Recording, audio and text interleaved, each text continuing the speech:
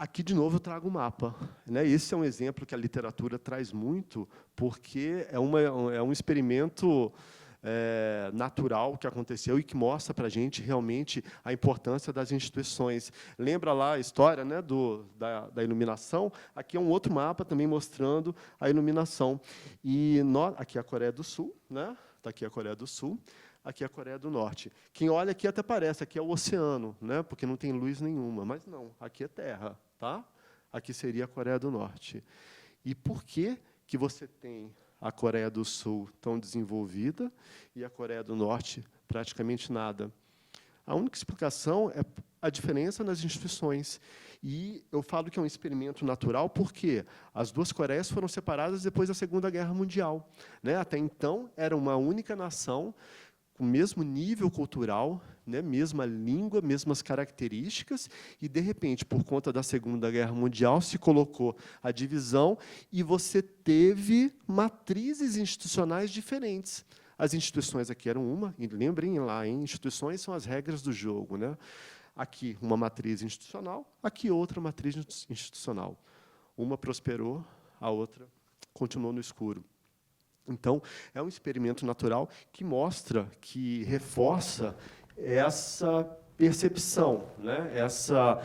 essa explicação. A matriz institucional importa, ela realmente afeta crescimento e desenvolvimento econômico. Eu sempre, toda hora, estou falando crescimento e desenvolvimento econômico, só para quem não está acostumado. O crescimento econômico é simplesmente o aumento do PIB, né, determinado período de tempo. O Produto Interno Bruto é a quantidade de bens e serviços produzidos num período da economia. Então, se esse número de produtos e serviços produzidos aumenta, isso é crescimento econômico. E o desenvolvimento econômico, ele considera o crescimento econômico, mas ele vai além. O desenvolvimento econômico considera outras variáveis de qualidade de vida da população, considera a distribuição de riqueza, considera educação, saúde, enfim, desenvolvimento econômico, então, ele tem a parte do crescimento econômico, elevação de produtos e serviços produzidos, mas ele vai além, né? Ele leva em consideração também a qualidade de vida da população. Então, matriz institucional importa, né?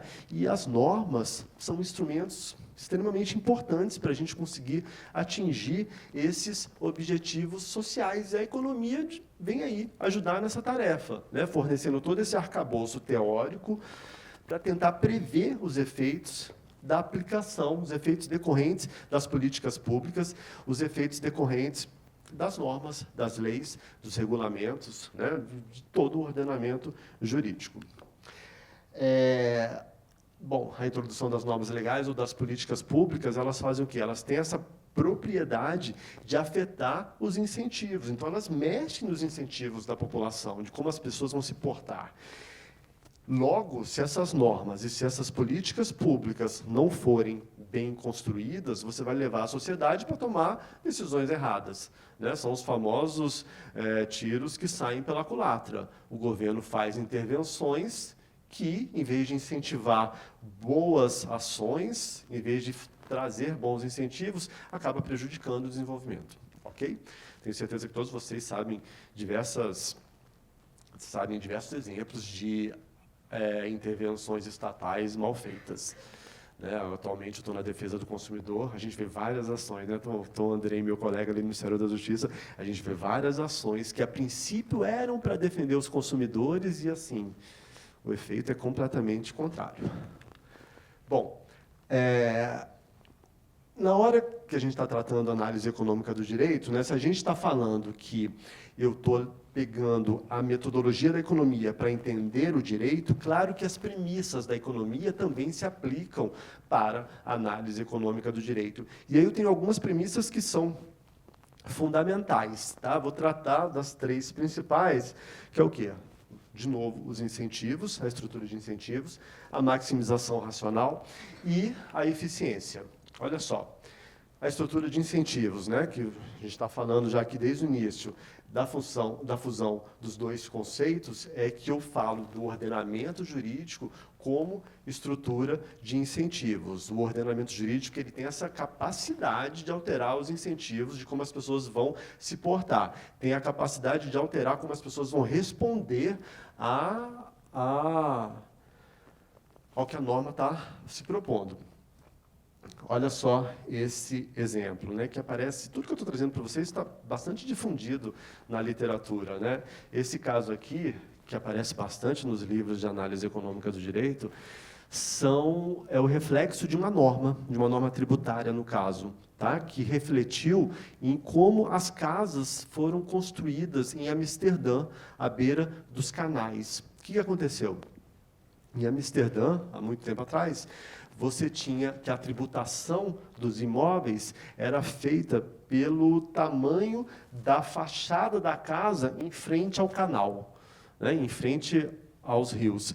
E o que as pessoas fizeram? Isso moldou o incentivo das pessoas, isso moldou o comportamento das pessoas. Então, como elas pagavam tributo só pelo tamanho da casa na frente do canal, elas começaram a fazer casas finas, mas que podiam ser altas e podiam ser profundas. O que interessava era pagar menos imposto, né? Como a lei foi feita, que a tributação seria só pelo tamanho da fachada, esse foi o resultado. E acabou que quem conhece Amsterdã sabe que aquilo influenciou todo o plano arquitetônico da cidade. Você tem várias casinhas, né, estreitas, que são altas e são profundas. Elas pagavam tributo só por esse tamanho aqui, né? Essa metragem linear na frente do canal. Acabou que a cidade inteira se organizou. Então, é um exemplo de como que nós respondemos a incentivos, como que a sociedade respondeu às normas tributárias da época. Olha essa lei aqui do ano passado, do município do Rio de Janeiro, né? Bem curioso isso, saiu divulgado. Vários jornais também, né? A ementa da lei era essa aqui: obriga os restaurantes, lanchonetes, bares e similares, barracas de praia e vendedores ambulantes do município do Rio de Janeiro a usar e fornecer a seus clientes apenas canudos de papel biodegradável e ou reciclável individualmente e hermeticamente embalados com material semelhante. Então, a lei saiu desse jeito aí. O objetivo da lei, né, basicamente, era diminuir o consumo de plástico. E qual foi o efeito disso imediato? Olha só como é que saiu nos jornais. Proibição de canudo cria efeito contrário. O que aconteceu? O canudo de plástico ele era muito mais barato que o canudo biodegradável, e os bares, como não podiam mais vender o canudo de plástico, começaram a fornecer copos plásticos. Não fornecia mais canudo, mas oferecia copo plástico, que era muito mais plástico que o canudo antigamente. Então, acabou que você gerou, no curto prazo, um consumo de plástico muito maior, né, do que se pretendia. Depois, com o tempo, isso acabou se acertando, né? Você teve oferta de outros canudos mais baratos. Mas, assim, no curto prazo aconteceu isso. Um monte de copos plásticos na sociedade, ou garrafas plásticas, enfim, todo mundo parou de usar canudo, mas assim, plástico, muito mais.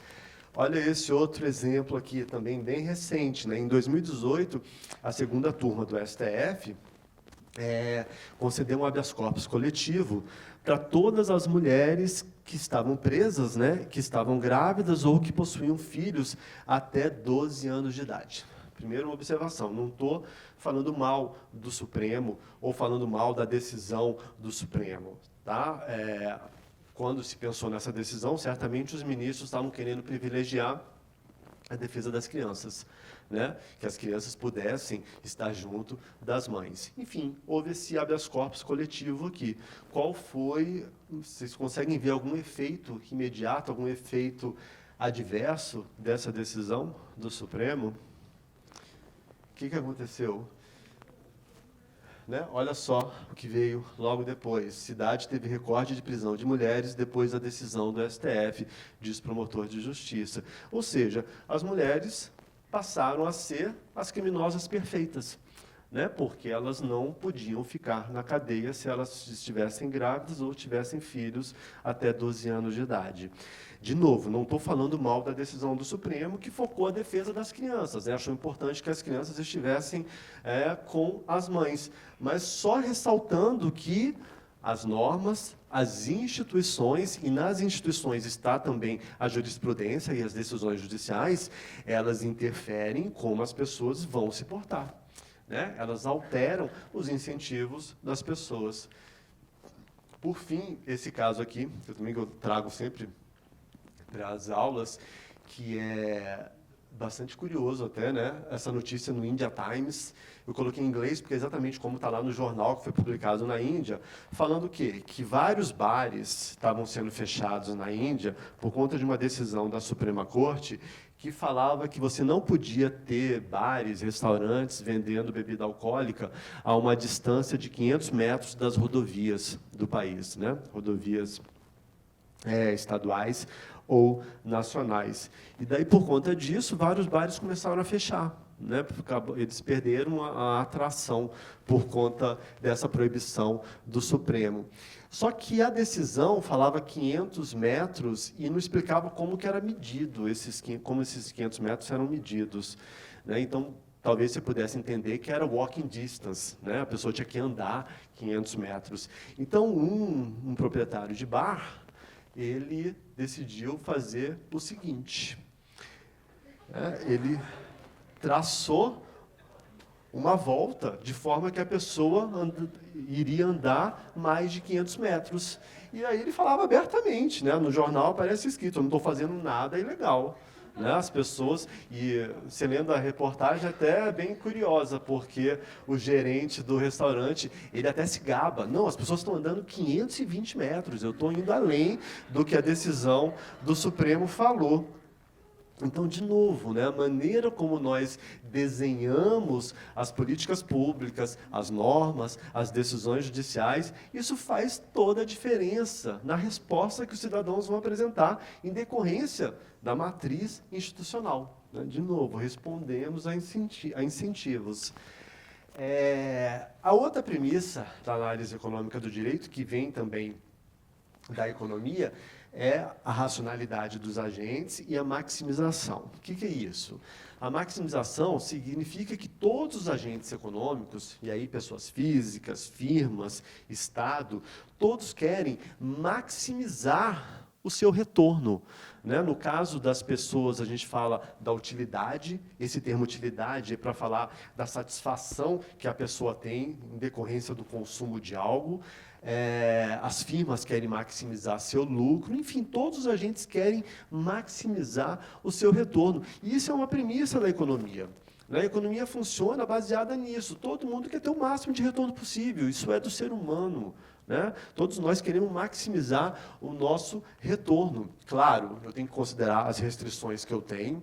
Né? Todos nós existe restrição orçamentária, restrição temporal, enfim, diversas restrições de matérias-primas. Existem diversas restrições, mas dadas as restrições existentes, os agentes tentam maximizar o seu retorno entre as alternativas todas que estão postas para ele.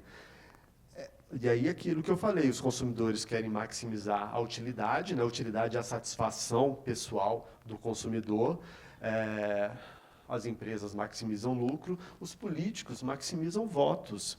Né? Isso vem da ciência política, e às vezes as pessoas acham isso muito feio, mas é natural isso. Isso também não é só do Brasil, isso é do mundo inteiro. Né? O político, para ele estar lá representando, ele precisa de votos. Então, o político, aquele ente, ele precisa maximizar os votos para que ele consiga fazer essa representação. Então, é natural, os políticos maximizam votos. Claro que existem maneiras e maneiras de maximizar esses votos. Né? A gente não está discutindo isso, mas que eles maximizam votos, eles têm que maximizar votos.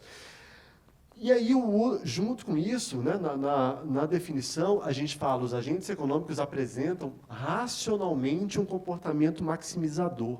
O que é esse racionalmente? É a outra premissa, que é a da racionalidade dos agentes. Falar que um agente é racional na economia significa dizer que eu dou várias opções para ele, e essas opções em economia a gente chama de cestas, né? São cestas de consumo, é o que aquele consumidor vai consumir, os produtos todos que ele tem à disposição dele. Então, dizer que o agente é racional é dizer que todas as opções que ele tem, várias cestas, ele vai conseguir ordenar essas cestas da pior para a melhor, e ele vai escolher a que mais retorno traz para ele. Isso é ser racional. Se ele coloca numa ordem e escolhe a pior, ele não está sendo racional. Tá? Ele pode ser tudo, mas racional para a economia ele não é. E daí a premissa quebra. Tá bom? A economia é construída com base na racionalidade dos agentes. Se os agentes não são racionais, a maior parte dos modelos econômicos terá problema. A gente vai ter que fazer ajustes nesses modelos econômicos. Então, uma das premissas é essa, a racionalidade dos agentes. E aí, sabendo dessa característica dos agentes serem racionais, e deles a todo momento estarem procurando a maximização dos recursos, vem a pergunta natural: como que eu calculo essa maximização? Quando ocorre essa maximização? Em que ponto, que fórmula que eu uso para mostrar que os agentes estão maximizando os retornos deles? E aí a gente tem uma regra. Não se assustem com o gráfico, quem não estiver acostumado, é simples, mas a gente tem uma regra da economia que fala que o ponto ótimo, o ponto de maximização, sempre vai acontecer quando essa igualdade aqui for verdadeira. Custo marginal igual a benefício marginal. Primeira coisa, palavra marginal. Né? O que é essa palavra marginal em economia? É sempre referente a uma unidade a mais, uma unidade extra. Então, custo marginal é o custo de eu produzir uma unidade a mais. Tá bom? E o benefício marginal? Mesma coisa, só que do lado do benefício, do lado da receita. Benefício marginal é o benefício de eu produzir uma unidade a mais. E eu sempre vou ter o ponto ótimo, o ponto de maximização do meu retorno, quando acontecer do custo marginal igualar o benefício marginal. Olha aqui. Benefício marginal está vindo aqui, decrescente, custo marginal crescente, onde as duas se encontram, eu tenho o ponto ótimo. Tá? É o ponto de produção, eu vou ter que produzir essa quantidade aqui para eu ter um máximo de retorno. Vamos pensar que isso aqui é uma firma, aqui seria o ponto máximo de lucro da firma. Mas esse gráfico se aplica para tudo, não só para a firma, para tudo. Uma característica disso daqui, que é bastante útil, vocês estão vendo que o benefício marginal é decrescente. Por que cai? Por que o benefício de eu consumir uma unidade a mais diminui? E aí o exemplo sempre que eu gosto de falar na sala é: você está correndo no parque da cidade, você correu 10 quilômetros com essa seca, então, com esse calor, você chega quase morto depois dos 10 quilômetros. E daí vem alguém e te dá uma água de coco. Você bebe aquela água de coco, é a melhor coisa do mundo. Aquilo ali te traz um benefício gigantesco. Então, essa primeira água de coco, uma água de coco só, o benefício é altíssimo.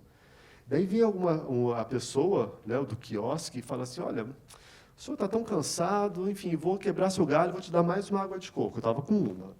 Me deu uma água de coco a mais.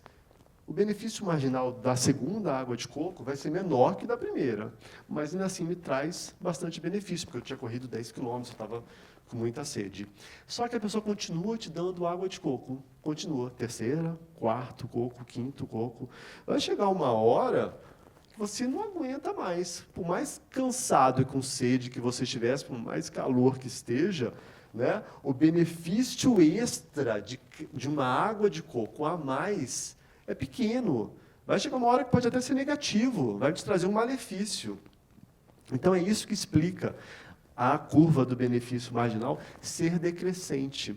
E isso é tido como uma lei dentro da economia, tá? Que a gente chama de lei da utilidade marginal decrescente. Ou seja, sempre que eu tenho mais de algo, a utilidade que aquele algo extra vai ser menor a cada vez que forem te dando uma unidade a mais daquilo.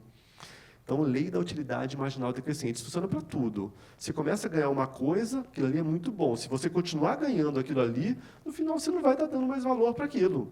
Isso é para todo mundo. Alguém consegue ver uma situação que isso não acontece? Sempre você acaba não dando valor, não dando tanto valor ao que você tem de muito, ao que você tem exagerado. E uma consequência da lei da utilidade marginal decrescente, nossa, eu falo, já são 8 horas já. A lei da utilidade marginal decrescente, uma consequência, é uma lei que a gente chama de lei da renda marginal decrescente, que significa o quê? Mais ou menos no mesmo sentido, só que agora com dinheiro. você dá mais valor quando você tem pouco dinheiro. Se você tem muito e te dão uma moeda a mais, você não dá valor nenhum para aquilo. Né? Então, se você tem alguém ganhando um salário mínimo e você dá um aumento de R$10 para essa pessoa, aqueles R$10 fazem diferença. Né? A pessoa, aquilo gera uma utilidade marginal grande para a pessoa. Se você dá R$10 para alguém que ganha o teto do funcionalismo público, não significa absolutamente nada. Daí que vem a lei da renda marginal decrescente. Tá? Quanto mais você tem, menos valor você vai dar para aquilo. E qual a consequência disso em termos de políticas públicas? Se eu tenho recursos escassos, né, eu, Estado, não tenho dinheiro para atender o que todo mundo pede, a gente pode inferir que, se eu colocar o recurso para as pessoas mais carentes, aquilo vai dar um retorno maior em termos de bem-estar social, porque a pessoa carente dá muito mais valor para o que ela recebeu do Estado do que uma pessoa rica. Concordam? Né? É uma consequência imediata disso. E isso tem que direcionar as políticas públicas do Estado. Não cabe o Estado fazer interferências para melhorar a situação da parcela 1% mais rica da sociedade. O Estado faz isso? Às vezes não. Né? Tem diversas interferências estatais que justamente é para beneficiar os mais ricos da sociedade. E isso tudo gera problema. Né? Os recursos são escassos. Acaba que você tem definições erradas de políticas públicas.